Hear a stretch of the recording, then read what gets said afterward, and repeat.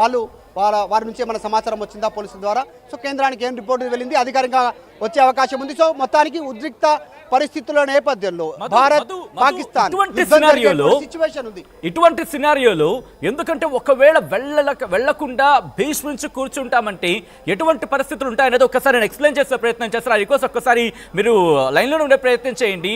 లేదు కాదు ఇక ఉంటామని తెగేసి కూర్చుంటే కనుక చాలా దారుణమైన పరిస్థితులు మీరు అనుభవించాల్సి వస్తుంది. ఎలా ఉండబోతోంది, ఎలా ఉండే అవకాశం ఉందనేది నేను మీకు ఇప్పుడు చెప్పే ప్రయత్నం చేస్తాను. మరి ముఖ్యంగా డెడ్ లైన్ దాటిన తర్వాత కనుక ప్రభుత్వం విధించిన డెడ్ లైన్ దాటిన తర్వాత కూడా మీరుంటే ముందుగా మిమ్మల్ని అరెస్ట్ చేస్తారు. ఆ తర్వాత ప్రాసిక్యూషన్ ఎదుర్కోవాల్సి ఉంటుంది. మేలో మీరు జైలుకు వెళ్లాల్సి ఉంటుంది. దాంతోపాటు ఆ శిక్ష ఎన్ని రోజులు ఉంటుందో తెలుసా? 3 ఏళ్ల పాటు మీరు జైల్లోనే ఉండాల్సి ఉంటుంది. దాంతోపాటు 3 లక్షల జరిమానా కూడా విధించాల్సి ఉంటుంది. కొన్ని సందర్భాల్లో రెండు పడే అవకాశం ఉంటుంది. ఇవన్నీ దేని యాక్ట్ కింద వస్తాయి తెలుసా? ఇమిగ్రేషన్ ఫారినర్స్ యాక్ట్ 2025 కింద వస్తాయి.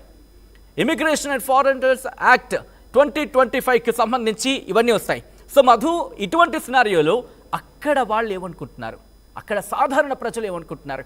అందరికీ సల కాగిపోతుంది రక్తం. వాళ్ళకి ఏమనిపిస్తుంది? అఫ్కోర్స్ అందరికీ అటువంటి సినారియో ఉంది. ఎప్పుడైనా వాళ్ళు చూసారా ఇలాంటి వాళ్ళని? సో ఆ నేపథ్యంలో వాళ్ళ రియాక్షన్ ఏంటి ఇన్ఫార్మ్ చేసే ప్రయత్నం జరిగిందా? ఒకసారి అక్కడ లోకలైట్స్ ఏమంటున్నారు మాట్లాడించే ప్రయత్నం చేస్తారా? ఎగ్జాక్ట్లీ, ఎందుకంటే ఇక్కడ ఉన్నటువంటి వాళ్ళు కూడా యాక్సెప్ట్ చేసేటువంటి సిచ్యువేషన్ లేదు. మనతో మాట్లాడినటువంటి అందరూ కూడా మతం పక్కన పెట్టి హిందుస్థానిగా వాళ్ళంతా అభిప్రాయాన్ని చెప్పే ప్రయత్నం చేశారు. ఎవరు ఇట్లాంటి కార్యక్రమాలు ఉన్నా అక్రమంగా తెలంగాణలో భారత్లో నివసిస్తున్న వారిని తిప్పి పంపాల్సినటువంటి అవసరం ఉంది, పోలీసులకు సమాచారం ఇవ్వాలనేటువంటి అభిప్రాయాన్నే చెప్తా ఉన్నారు. సో మనము ఇంకా కొద్ది మందిని మాట్లాడించే ప్రయత్నం చేద్దాం. వివిధ ప్రాంతాలు వచ్చా. మీ పేరు, ఎక్కడి నుంచి వచ్చారు? కీర్తి. నా పేరు కీర్తి. పహల్గామ్ ఉగ్రదాడి తర్వాత జరుగుతున్నటువంటి సిచ్యువేషన్, పాకిస్తానీలు హైదరాబాద్లో కూడా ఉన్నారు, 208 మంది. కేంద్రం ఇచ్చినటువంటి నివేదిక ఇది. సో వారి గురించి ఏం చెప్తారు? వాళ్ళు అట్లాంటి వాళ్ళకి సంబంధించి సమాచారం తెలిసినా పంపించాల్సినటువంటి అవసరం ఏం చెప్తారు? నాకు తెలియదు. కొద్దిమందితో మాట్లాడించే ప్రయత్నం చేద్దాం. ఒకసారి మీరు చూడొచ్చు అక్కడ ఎక్కడి నుంచి వచ్చారు? ప్రయత్నం జరుగుతుంది. హైదరాబాద్ లోకల్. ఇప్పుడు కొద్దిమంది ఇక్కడ ఉన్నారు పాకిస్తానీలు అనేటువంటి కేంద్ర నివేదిక. పహల్గామ్ ఉగ్రదాడి తర్వాత వారికి సంబంధించినటువంటి డీటెయిల్స్ ఏం చెప్తారు? వాళ్ళు ఇక్కడ ఉన్నారు, స్థానికులకు ఉన్న సమాచారం ఏం చెప్తారు? వాళ్ళు చేసింది చాలా పెద్ద తప్పు, అది అటాక్ చేయడం. ఇప్పుడైతే వాళ్ళు ఎన్ని సంవత్సరాల నుంచి లీవింగ్ ఇస్తున్నారో మనకు తెలియదు. ఇంకా ప్రాపర్ ఏంటి ఉన్నప్పుడు ఇంకా వాళ్ళ ఇష్టమే, అది గవర్నమెంట్ చేతిలో ఉంటుంది. వాళ్ళు ఎట్లా పాకిస్తాన్ పంపిస్తా అంటున్నారు. గతంలో విన్నారా మీరు? ఎక్కడ ఉంటారు ఏరియాలో? ఎల్బీ నగర్. గతంలో హైదరాబాద్లో బంగ్లాదేశీలు కానీ పాకిస్తానీలు కానీ ఇట్లా వివిధ దేశాల నుంచి వచ్చి ఇక్కడ అక్రమంగా నివాసం ఉంటున్న వారి గురించి ఎప్పుడన్నా విన్నారా? అట్లా లేదు, ఏం లేదు. అట్లా మేము కూడా ఏం లేదు, మేమిద్దరం కజిన్స్. ఏం చెప్తారు ఉగ్రదాడికి సంబంధించి జరుగుతున్న పరిణామం? వాళ్ళందరికీ జస్టిస్ జరగాలి అంతే. ओके, एम पे मुझे नहीं, क्या नाम है? सैफ। सैफ कहाँ से है? मुंबई से रहे। मुंबई से। पहलगाम टेररिस्ट अटैक के बारे में क्या बोलेंगे? क्या बोलेंगे, उसमें जो भी हुआ है सबको दुख हुआ, उसको उसके जानकारी देख के अभी क्या कर सकते हैं। पाकिस्तान के उसमें है, अभी वो पता नहीं चला कौन है। अब उसमें मैंने आज ही न्यूज़ देखा कि उसमें जो एक उल्लू के साथ था वो हिंदू ही था, बट उसका नाम उसने मुसलमान रखा था, आदिल शेख रखा था, बट उसका नाम आनंद कुमार था। तब उसमें देखा जाएगा कि कौन है। आपको जो इन्फॉर्मेशन मिला गलत इन्फॉर्मेशन है, जो भी अटैक करे पाकिस्तानी लोग है, बट उन लोग के साथ वाले जो भी थे मिले हुए थे, लोकल कश्मीरी वाले पुलिस वाले पकड़े भी उन लोग का इंस्टाग्राम पे भी आया, पुलिस वाले पकड़े भी है। उसका नाम उसने आदिल शेख रखा था, बट उसका आनंद कुमार नाम था।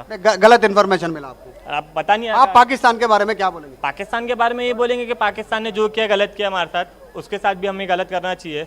अगर हम क्या करना चाहिए? अगर हमने उसका पानी रोका है, हमें उसका जो भी हमारे साथ उसका ताल्लुक बंद कर देना चाहिए। हमें उसके अटैक करना था। अटैक उन्होंने जो अटैक किया गलत है, बट हमें भी उनका जवाब उनके जैसा ही देना चाहिए। बट अगर और लोग नीचे गिरते हैं तो हमें भी उनके जैसा ही नीचे गिरना है, बट हमें उतना नीचे नहीं गिरना है।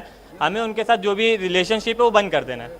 जैसा भी मैंने लंदन में भी देखा कि प्रोटेस्ट चल रहा है, वहाँ पे हमारे भारत वाले भी हिंदू मतलब पाकिस्तान वाले भी यहाँ पे प्रोटेस्ट चल रहा है।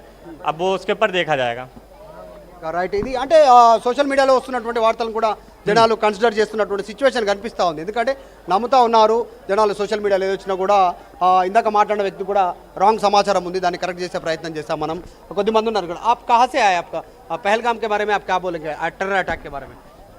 नहीं कुछ नहीं बोलना ही नहीं। कहाँ से आप? औरंगाबाद से। औरंगाबाद, महाराष्ट्र। महाराष्ट्र से। महाराष्ट्र में भी पाकिस्तानी बहुत सारे लोग हैं, 5,050 मेंबर्स पाकिस्तानी महाराष्ट्र में है। नहीं हमारे महाराष्ट्र में ये नहीं है हमारे ऐसे सेंट्रल रिपोर्ट है. नहीं बोलना है రైట్, కొద్దిమంది చెప్పడానికి ఇష్టపడలేదు. సో మొత్తానికైతే ఈ సిచ్యువేషన్ని పహల్గామ్ ఉగ్ర అటాక్ సంబంధించినటువంటి దాన్ని మాత్రం అందరూ ఖండిస్తూ ఉన్నటువంటి సిచ్యువేషన్. కొంచెం డీటెయిల్గా మాట్లాడడానికి కొద్దిమంది విముఖత వ్యక్తం చేస్తున్నారు. అంతా మాట్లాడడం కొంచెం మాట్లాడడం కూడా ఎక్స్ప్రెస్ చేయడానికి కూడా వారికి సడన్గా లైవ్లో అడుగుతా ఉన్నాం కాబట్టి సడన్గా ఎక్స్ప్రెస్ చేయడానికి కూడా వాళ్ళు చెప్పలేకపోతా ఉన్నటువంటి సిచ్యువేషన్. సో ఏది ఏమైనప్పటికీ కూడా పహల్గామ్ ఉగ్రదాడికి సంబంధించినటువంటి విషయంలో అన్ని రాష్ట్రాలను అప్రమత్తం చేసింది కాబట్టి అందులో భాగంగా హైదరాబాద్, ముఖ్యంగా తెలంగాణను కూడా అప్రమత్తం చేసినటువంటి సిచ్యువేషన్ ఉంది. వారందరినీ తిరిగి పంపించడానికి ప్రయత్నాలు చేస్తూ ఉన్నారు. డీజీపీ ఇక్కడ లోకల్ సమాచారం తీసుకున్నారు, ఇంటెలిజెన్స్ ద్వారా కావచ్చు.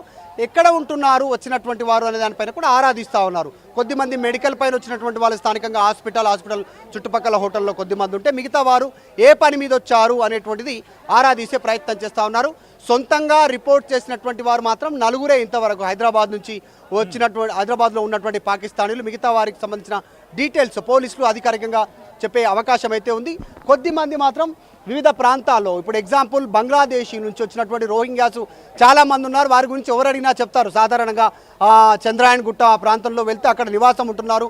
వారందరికీ సంబంధించిన అఫీషియల్ డీటెయిల్స్ మనకు తెలుస్తాయి. కానీ పాకిస్తానీలు ఉన్నారనేటువంటి వార్త తెలియగానే కాస్త టెన్షన్కి గురైనటువంటి పరిస్థితి ముఖ్యమంత్రితో హోంమంత్రి మాట్లాడిన తర్వాత, కేంద్ర హోంమంత్రి మాట్లాడిన తర్వాత. సో దీనిపైన మొత్తం ఆరాధిస్తున్నారు. పోలీసులు కొద్దిసేపట్లో అధికారిక సమాచారం ఇచ్చే అవకాశం ఉంది. ఈరోజు చివరి గడువు కాబట్టి ఈ రోజుకే, అది కూడా లాస్ట్గా 29 మంగళవారం ఈ రోజు వరకే ఇచ్చారు. అది కూడా మెడికల్ వీసాలకు అవకాశం ఇచ్చారు, మెడికల్ పనిపైన వచ్చినటువంటి వారికి. సో ఈ గడువు తర్వాత కేంద్ర ప్రభుత్వం నిర్ణయం ఎలా ఉంటుందో చూడాలి. రైట్ మీద ఒక్కసారి మీరు లైన్లో కూడా ప్రయత్నం చేయండి. ప్రస్తుతం హైదరాబాదే కాదు, యావత్ భారతదేశంలో ఎవరైనా పాకిస్తానీలు ఉంటే కనుక వెంటనే ఖాళీ చేసేయండి అంటోంది భారత ప్రభుత్వం. ఈ నేపథ్యంలోనే అటారీ వాఘా బోర్డర్కి సంబంధించి అక్కడ తిరుగు ప్రయాణం అవుతున్న ఆ విజువల్స్ మీరు చూడడం జరుగుతోంది. దీంతో పాటు కేవలం లాంగ్ టర్మ్ వీసా మీద ఉన్నవాళ్ళు మాత్రమే భారత్లో ఉండే అవకాశం ఉంది. ఇలా ఎన్ని రోజులు వీళ్ళు ఉండొచ్చు? అసలు లాంగ్ టర్మ్ వీసాలో ఎన్ని రోజులు ఉండే అవకాశం ఉంటుందంటే కనుక 180 రోజులు, అంటే 6 నెలల పాటు. ఎందుకు ఈ లాంగ్ టర్మ్ వీసా ఇవ్వడం జరుగుతుందంటే కనుక ఇక్కడ ఎంప్లాయ్మెంట్ కావచ్చు, లేకపోతే ఎంట్రీ వీసాలు కావచ్చు, లేకపోతే స్టూడెంట్ వీసాలు కావచ్చు, లేకపోతే ఇతర వీసాలకు సంబంధించి.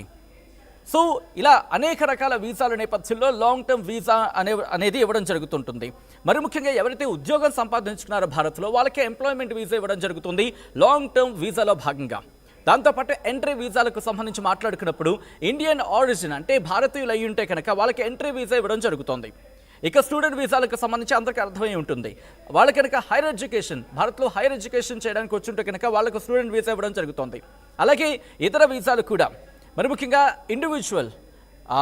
ఇండివిజువల్స్కి సంబంధించి వాళ్ళ పరిస్థితులు ఏంటి, వాళ్ళకున్న అవసరాలు ఏంటి, దాంతోపాటు లాంగ్ టర్మ్ వీసా అవైలబిలిటీకి సంబంధించి ఉన్న సాధ్యాసాధ్యాలు ఏంటి, అలాగే వాళ్ళు వ్యాపారం చేస్తున్నారా, జర్నలిస్ట్లా, లేకపోతే ఆ కుటుంబానికి సంబంధించి భార్య కావచ్చు భర్త కావచ్చు వాళ్ళు ఎవరైనా భారతీయుల, ఈ అన్ని కోణాలు దర్యాప్తు చేసిన తర్వాత వాళ్ళకి మిగతా వీసాలు ఇవ్వడం అనేది జరుగుతూ ఉంటుంది. సో ఇటువంటి నేపథ్యంలో లాంగ్ టర్మ్ వీసాలు ఇవ్వడం జరుగుతుంది. ప్రస్తుతం ఈ లాంగ్ టర్మ్ వీసాలో ఉన్నవాళ్ళు మాత్రమే కొన్ని రోజులు భారత్లో ఉండే అవకాశం మాత్రమే ఉంది. ఆ తర్వాత వీళ్ళంతా కూడా ఖాళీ చేసి వెళ్ళిపోవాల్సిందే, ఎవరైనా ఉండడానికి అవకాశం లేదు. అంతవరకు అంటే లాంగ్ టర్మ్ వీసాల వరకు కూడా ఇటువంటి సినారియో కంటిన్యూ అవుతాయి. ఇదే పరిస్థితి కంటిన్యూ అయితే కనుక లాంగ్ టర్మ్ వీసా కంప్లీట్ అయ్యే క్రమంలో కావచ్చు, లేకపోతే లాస్ట్ డేట్ లోపు వాళ్ళు వెళ్లాల్సి ఉంటుంది. లేకపోతే వాళ్ళు కూడా తీవ్రమైన పరిణామాలు ఎదుర్కోవాల్సి వస్తుంది. ఇప్పటికే భారత్ అన్ని రకాల వీసాలను రద్దు చేస్తుంది ఎక్సెప్ట్ లాంగ్ టర్మ్ వీసాలకు సంబంధించి, మరి ముఖ్యంగా పాకిస్తానీయులు.